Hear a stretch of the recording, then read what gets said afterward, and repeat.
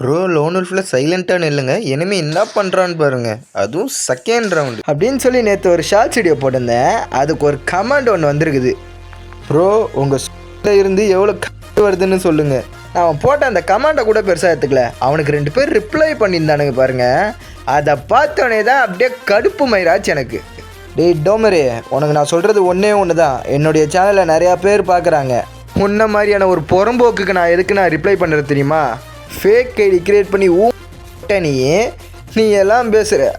முடிஞ்சால் உன்னுடைய mobile number அந்த கமெண்டில் போட்டு விடு. என்ன கிளிக்கிறேன்னு தெரியாது.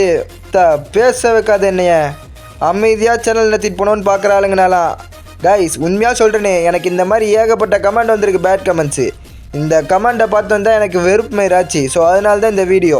என்னை யார் எப்படி நினச்சாலும் பரவாயில்ல, எனக்கு எந்த பிரச்சனையுமே கிடையாது. இந்த வீடியோ நான் யூடியூப்பில் போஸ்ட் பண்ணுவேன், நீங்கள் பார்ப்பீங்க நான் நம்புகிறேன்.